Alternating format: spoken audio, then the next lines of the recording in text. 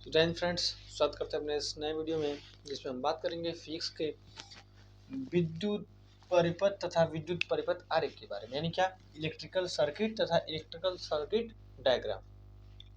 आइए स्टार्ट करते हैं। तो सबसे पहले इसमें हम जानेंगे कि विद्युत परिपथ क्या होता है। ठीक है, कि विद्युत परिपथ क्या होता है। तो विद्युत परिपथ को समझने के लिए हम एक छोटा सा एग्जाम्पल लेते हैं। जैसे हमारे घर में जहाँ पे इलेक्ट्रिसिटी जाती है, लाइट जलती है ना बोर्ड में, ठीक है।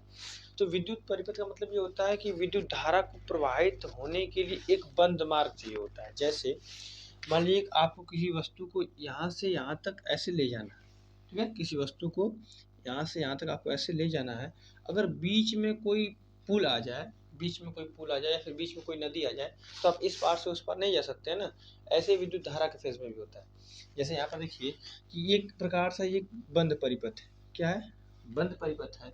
अब यहाँ से विद्युत धारा अगर चली, ठीक है, विद्युत धारा अगर यहाँ से चली तो चलते चलते चलते देखिए इस तरीके से जो है अपने परिपथ क्या कर रही है, पूर्ण कर रही है, पूरी तरीके से क्या कर रही है, इसको मतलब उसको रोकने के लिए कुछ नहीं है। तो विद्युत परिपथ का मतलब ये होता है कि विद्युत धारा को जाने के लिए, ठीक है, विद्युत धारा को जाने के लिए या फिर विद्युत धारा को प्रवाहित होने के लिए जो मार्ग होता है या फिर जिस मार्ग से विद्युत धारा प्रवाहित करती है वो मार्ग बंद होना चाहिए। इसी मार्ग को विद्युत परिपथ कहते हैं। अब हम जानेंगे कि विद्युत किस तरीके से प्रवाहित होती है या फिर विद्युत किस तरीके से जाती है।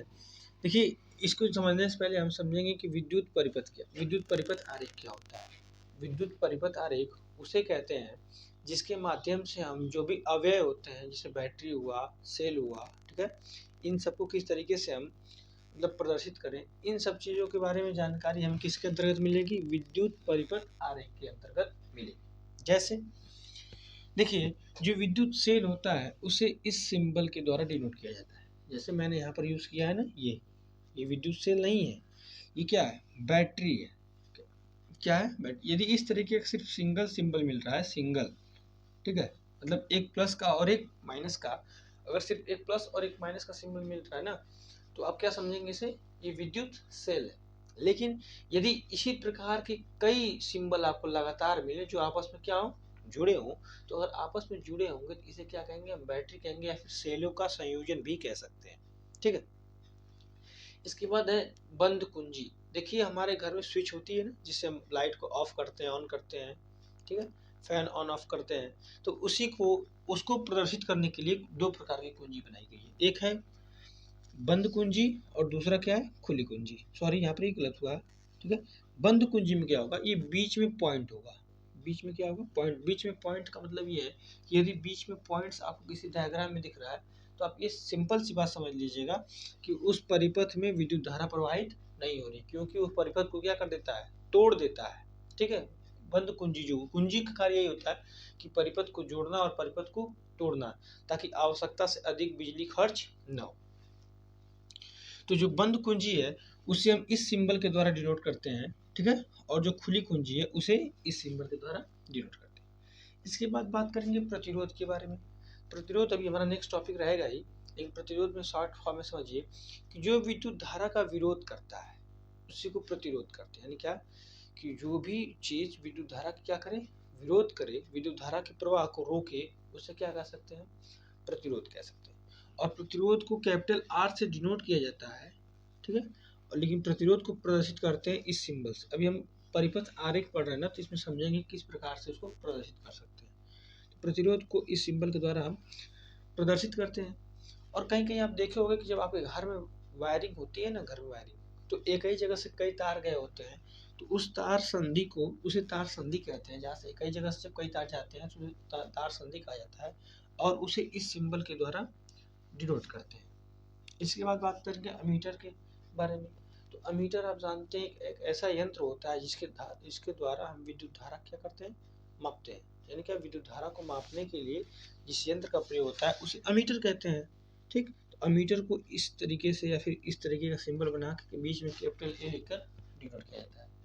इसके बाद बात करेंगे हम वोल्ट मीटर के बारे में। तो जो वोल्ट मीटर होता है इसे भी अमीटर की तरह ही डिनोट किया जाता है, लेकिन बीच में क्या हो जाता है? Capital V. आइए हम देखेंगे कि किस प्रकार से हम किसी भी परिपथ में जान सकते हैं कि विद्युत धारा प्रवाहित हो रही है कि नहीं हो रही है। जैसे देखिए, यहाँ पर कुंजी का ही खेल होगा कि कुंजी के माध्यम से आप पता कर सकते हैं, क्योंकि उसमें तो आपको प्रैक्टिकली दिखाया नहीं जाएगा, ठीक है। फिगर के माध्यम से अगर आपको जानना रहेगा, तो जैसे मान लीजिए ये फिगर नंबर 1 है और ये फिगर नंबर 2 है, ठीक है। हमें ये जानना है कि धारा प्रवाहित हो रही है कि नहीं हो रही है। तो जब हम किसी फिगर को देखेंगे तो जो यंत्र हमारा रहेगा जिसके माध्यम से बिजली खर्च होगी, जैसे वो बल्ब हो सकता है, फैन हो सकता है, हीटर हो सकता है, जो भी हो, जैसे जिस प्रकार का भी सिंबल आपकी बुक में दिया हो, चाहे आपकी एग्जाम में दिया हो, तो सबसे पहले आप देखेंगे कि जिसके ऊपर बिजली खर्च हो रही है उसका फिगर किस तरीके का है। जैसे ये जो फिगर यहाँ पर आपको दिख रहा है, ये जो फिगर है ये बंद बल्ब का है, क्योंकि यहाँ पर कौन सी कुंजी लगी हुई है, अभी मैंने आपको बताया यहाँ पर बंद कुंजी है, और बंद कुंजी जब है तो परिपथ टूट गया होगा, ठीक है।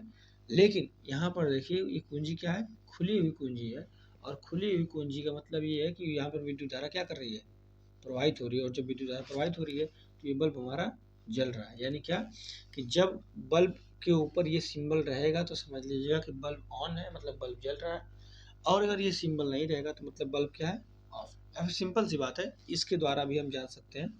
अगर ये कुंजी बंद है तो बंद का मतलब क्या हो जाएगा कि इसके अंदर विद्युत धारा प्रवाहित नहीं कर रही है, और यदि खुली हुई है तो इसका मतलब विद्युत धारा क्या कर रही है, प्रवाहित कर रही है, ठीक। अब कुछ इंपॉर्टेंट मात्रक के बारे में हम जानेंगे, जैसे प्रतिरोध का मात्रक, किसका, प्रतिरोध का मात्रक जो होता है, प्रतिरोध का मात्रक होता है ओम, क्या होता है, ठीक। प्रतिरोध का मात्रक क्या होता है, ओम होता है। धारा का मात्रक, धारा मतलब विद्युत धारा, ठीक है, धारा का मात्रक होता है एम्पियर, धारा का मात्रक एम्पियर, ठीक है।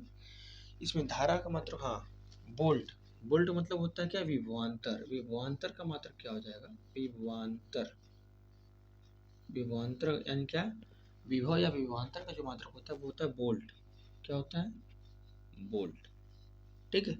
और इसमें अमीटर हो गया, वोल्टमीटर, ठीक है। इतनी चीज़ों के बारे में प्रेजेंट टाइम में आप समझिए। अभी आगे भी कुछ मात्रक हैं उनके बारे में डिस्कस करेंगे। और हाँ, नेवर क्विट, अगर कोई चीज़ हो जा रही है तो उससे आपको रुकना नहीं है, अपने अपने जो भी आपके वर्क है उसमें कंसिस्टेंट रहिए, और एग्ज़ाम के प्रति बिल्कुल ही लाइटली मत लीजिएगा एग्ज़ाम को, क्योंकि आपके क्लास 10th के लिए पहला ऐसा एग्ज़ाम होगा जिसमें वो अपनी कुछ चीज़ों को प्रदर्शित करना चाहेंगे या फिर कर पाएंगे। हताश मत होइएगा,